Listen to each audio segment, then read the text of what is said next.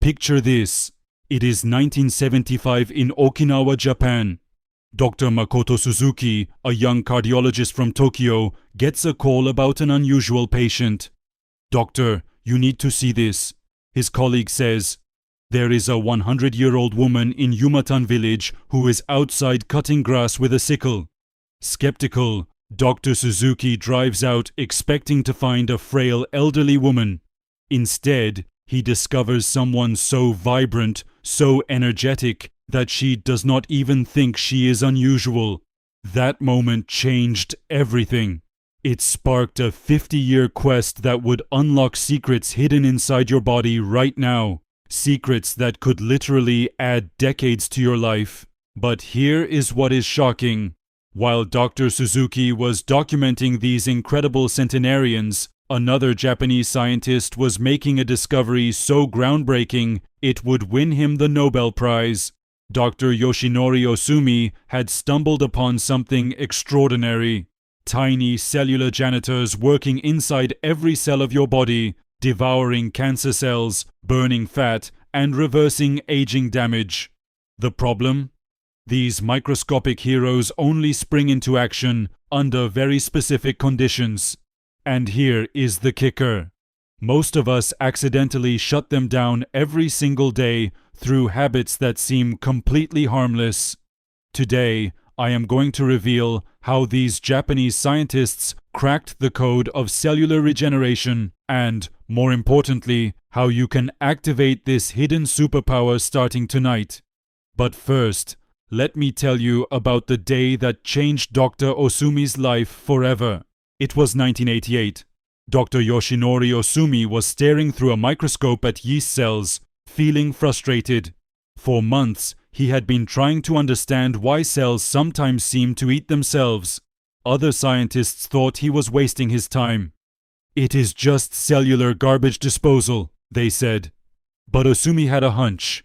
He engineered special yeast cells and starved them of nutrients. Then, he watched something incredible happen. Under the microscope, he saw cellular structures he had never seen before, like tiny Pac-Man gobbling up damaged parts of the cell and recycling them into energy and building materials. He had discovered autophagy, literally self-eating, your body's most powerful anti-aging mechanism. This process does not just clean house, it is like having a renovation crew that tears down old damaged parts of your cells and rebuilds them stronger than before. The scientific world was stunned. Here was proof that your body has a built-in fountain of youth. But there was a catch. Autophagy only activates when your body thinks it is in survival mode. And Dr. Osumi realized something that would change everything. The ancient eating habits of Japanese centenarians were accidentally triggering this process every single day. Back in Okinawa, Dr. Suzuki could not get that grass-cutting centenarian out of his mind. He started visiting more elderly residents, and what he found defied everything he knew about aging. These people were not just living longer, they were living better. At 95, they were still farming. At 100, they were still dancing. Their arteries were cleaner than most 50-year-olds. Their cancer rates were practically non-existent. Their secret was not pills or procedures. It was something they did 3 times a day without even thinking about it. Dr. Suzuki discovered they followed an ancient Confucian principle called hara hachi bu. Before every meal, they would quietly remind themselves, "Eat until you are 8 parts full." Not stuffed, not satisfied, just comfortably content. Sounds simple, right? But here is what Dr. Suzuki realized was happening. By stopping at 80% fullness, these centenarians were creating the exact conditions needed to flip the autophagy switch. Their cells were getting just enough stress to trigger the cleanup and repair process, but not so much that it became harmful. Picture your cells like a factory. When you are constantly stuffed with food, all the workers are busy processing new materials. There is no time for maintenance. But when you give them a break, when you stop at 80%, Suddenly, the night shift arrives. They start cleaning, repairing, and throwing out the damaged equipment. But the story gets even more incredible. Enter Dr. Shigeaki Hinohara, a man who would become a living legend in Japan. This was not just another researcher. This was someone who would prove these principles worked by living them every single day until he was 105 years old. Dr. Hinohara had a revelation early in his career. He noticed that every patient with serious digestive problems also had problems everywhere else in their body. Their skin looked aged, their energy was low, and their immune systems were weak. That is when he realized something profound. Your gut health is the master switch for everything else. He developed what he called his life extension protocol, but it was not complicated. Dr. Hinohara would eat a light breakfast, have a minimal lunch, and save his main meal for dinner. But here is the key. He would finish eating by 6 p.m. and not eat again until 10 a.m. the next day. That is 16 hours of giving his body time to activate its repair systems. The results were extraordinary. At 100, Dr. Hinohara was still seeing patients. At 102, he flew to New York to give lectures. He worked 18-hour days and felt more energetic than people half his age. When reporters asked for his secret, he would smile and say, "I give my body time to clean house every night." Meanwhile, Dr. Hiromi Shinya was making discoveries that would shock the medical world. This Japanese-American doctor had invented a new way to look inside people's digestive systems, and what he saw changed everything he thought he knew about health. Over 30 years, Dr. Shinya examined over 300,000 people's colons. He could predict someone's overall health just by looking at their digestive tract. The people who ate processed foods, lots of meat, and dairy had thick, shortened colons with obvious damage. But the people who ate traditional Japanese diets had colons that were longer, cleaner, and looked decades younger. But here is what really blew his mind. The people with the healthiest guts were those who regularly gave their digestive systems extended breaks. They were not following fancy diets or taking expensive supplements. They were simply mimicking what their ancestors did naturally, eating in a compressed window and fasting for extended periods. Dr. Shinya realized that when you constantly stuff your digestive system, it never gets a chance to repair itself. But when you give it 14 to 16 hours of rest, something magical happens. The cells lining your gut start regenerating, your liver begins its deep cleaning process, and your entire body shifts into repair mode. Now, here is where all these discoveries converge into something you can use tonight. Dr. Osumi's Nobel Prize research revealed that autophagy does not just happen randomly. There is a specific window when it becomes most active, and it is not when you think. Most people believe the magic happens during sleep, but that is only part of the story. The real activation occurs in the final hours before you wake up. When your body has been fasting for 12 to 16 hours, that is when your cellular janitors clock in for their most intensive work shift. But here is the problem with modern eating patterns. We shut down this process before it can work its magic. We wake up and immediately flood our systems with food, sending a signal that says, "Cancel the cleanup crew, new shipments are arriving." The Japanese centenarians discovered something different. They learned to extend that magical window, sometimes stretching it to 16 or even 18 hours.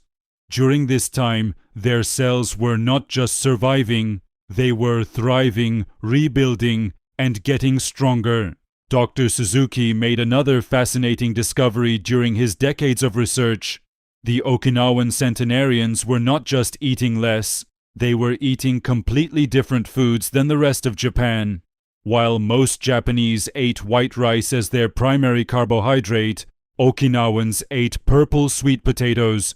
This was not by accident. These sweet potatoes are packed with compounds that actually enhance autophagy. They are low on the glycemic index, meaning they do not spike your insulin and shut down the cellular cleanup process. Instead, they provide steady energy while keeping your body in a state that promotes cellular repair. But the sweet potatoes were just the beginning. Dr. Suzuki documented how these centenarians filled their plates with bitter melon, seaweed, tofu, and vegetables in every color of the rainbow. Each food was like adding another tool to their cellular repair kit. The bitter melon, for example, contains compounds that help regulate blood sugar and keep insulin low, essential for maintaining autophagy. The seaweed provides minerals that support the detoxification process. The colorful vegetables deliver antioxidants that protect cells during the repair process. Here's a detail that most people miss. These centenarians were not just careful about what they ate, they were strategic about what they drank. Dr. Suzuki noticed that many of his healthiest subjects had a daily tea ritual that lasted for hours.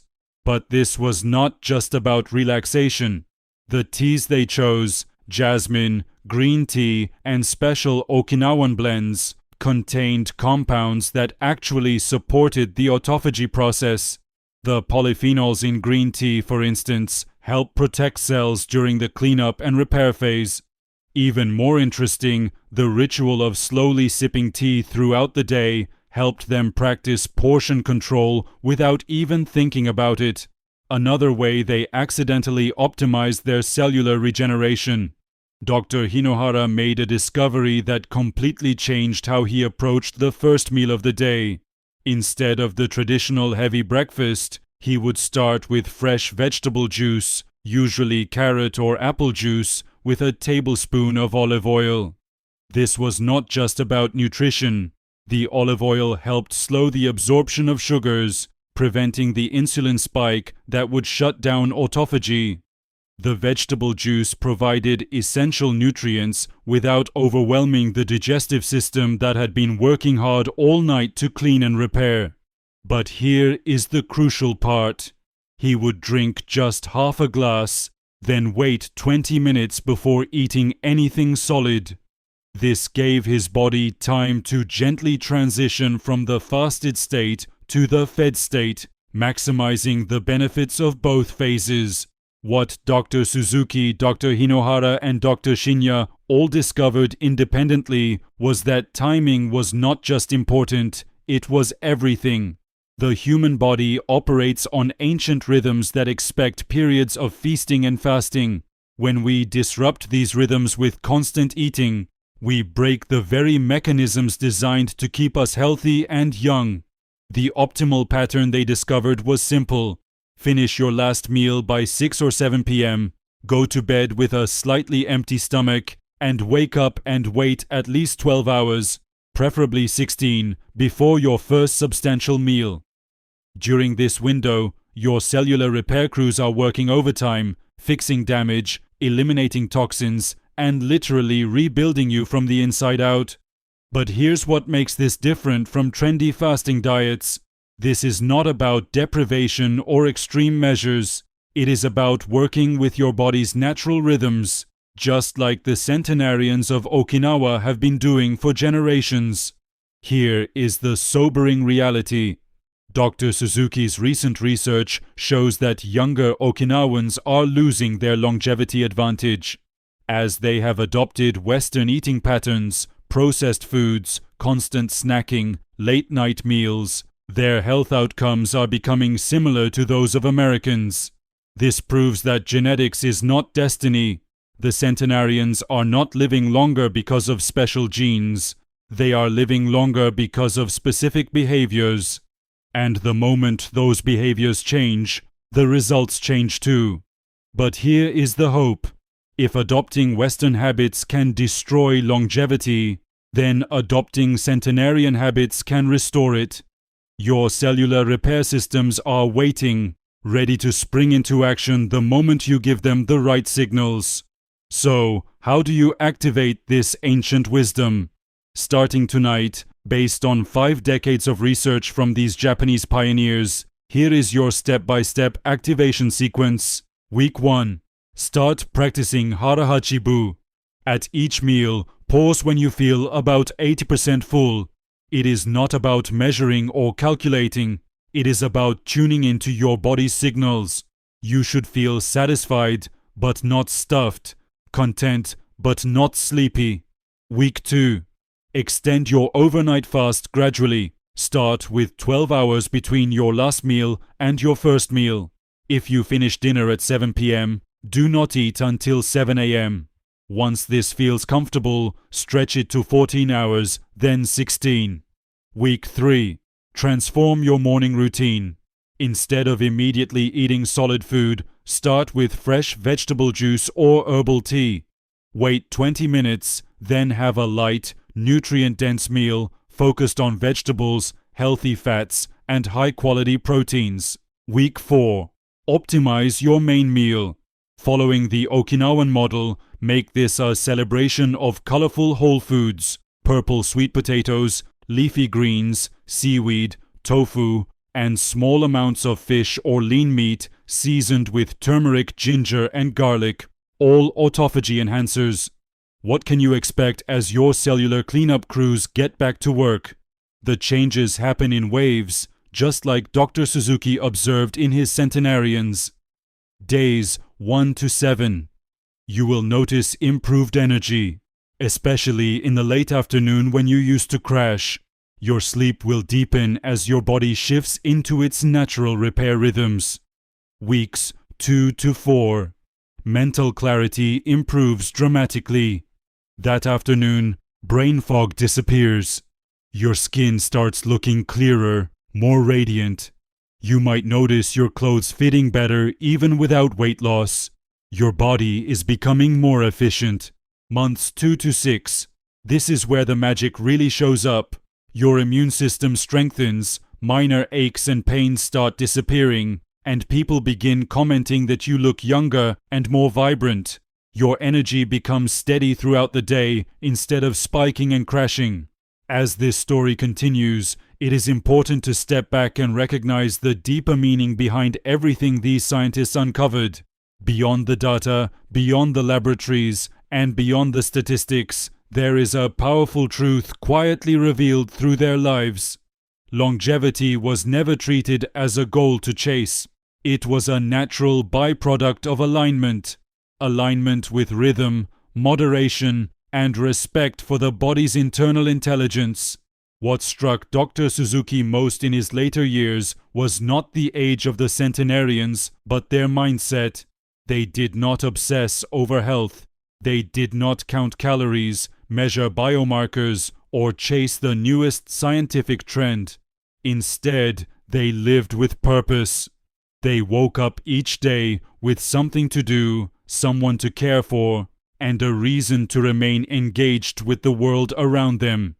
This sense of meaning, what Okinawans call ikigai, appeared again and again in his interviews. Even those with physical limitations spoke with clarity, humor, and gratitude. Their bodies aged, but their spirit remained intact. Dr. Osumi, reflecting on his Nobel Prize decades later, once remarked that the greatest discoveries often come not from chasing outcomes, but from observing nature patiently. Autophagy, he believed, was never meant to be forced. It was designed as a silent guardian, activating when the body was given space rather than excess.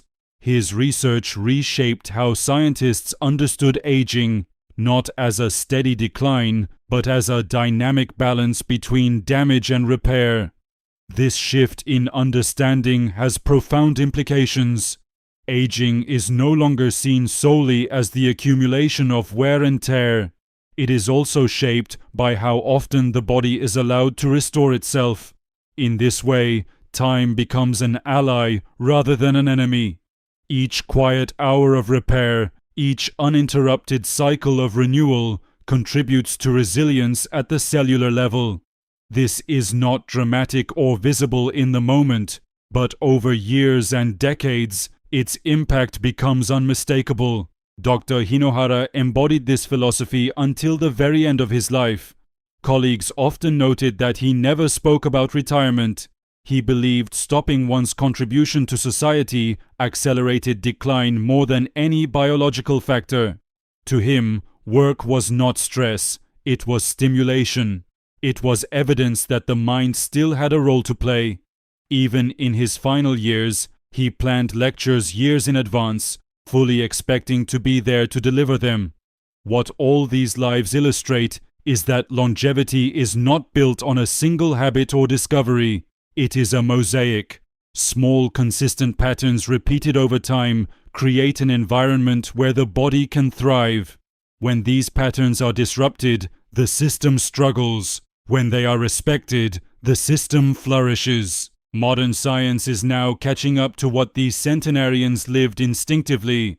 Research institutions around the world are validating the same principles through different lenses. Cellular repair, metabolic flexibility, gut health, and circadian alignment are no longer fringe ideas. They are becoming central pillars of preventive medicine. Yet, the elegance of the Okinawan lifestyle remains unmatched in its simplicity. There is also a quiet warning embedded in this story. As cultures modernize, convenience often replaces wisdom, speed replaces patience, and abundance replaces moderation. Dr. Suzuki expressed concern that future generations may inherit advanced technology but lose ancient biological harmony. His hope was that by documenting these lives, the lessons would survive even if the traditions faded. Ultimately, this journey is not about extending life at any cost. It is about preserving vitality, clarity, and independence for as long as possible. It is about reaching advanced age without surrendering curiosity or joy. The Japanese pioneers featured in this story did not fear aging because they trusted the process. They trusted their bodies to respond when treated with restraint and respect. As science continues to explore the boundaries of human longevity, one message remains constant. The body is not fragile. It is adaptive, responsive, and remarkably capable of renewal. When given time, it remembers how to heal. When given balance, it remembers how to endure. This is the legacy of Okinawa, not a promise of immortality, but a reminder of what is possible when life is lived in rhythm rather than resistance. The secrets were never hidden. They were simply quiet, waiting for those willing to observe, listen, and honor the wisdom already written within the human body. As I finish writing this, Dr. Makoto Suzuki is still conducting research at 92 years old. He recently took up a new instrument, a 3-string sanshin, proving that the curiosity and joy of learning that characterizes his centenarians continues to drive him forward. Dr. Osumi's Nobel Prize research has spawned thousands of studies, all confirming what he discovered in those yeast cells decades ago. Your body has an incredible capacity for self-renewal, but only when you give it the right conditions. The wisdom these Japanese pioneers discovered is not locked away in expensive treatments or complicated protocols. It is available to anyone willing to work with their body's ancient rhythms instead of against them. Tonight, as you finish your last meal a little earlier than usual, remember that you are not just changing your eating schedule. You are awakening cellular repair systems that have been waiting for this signal for perhaps years or even decades. You are joining a tradition that stretches back through generations of the world's longest-lived people.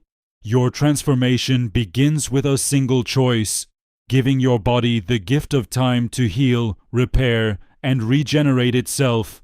The results, as thousands of Japanese centenarians can attest, are nothing short of extraordinary.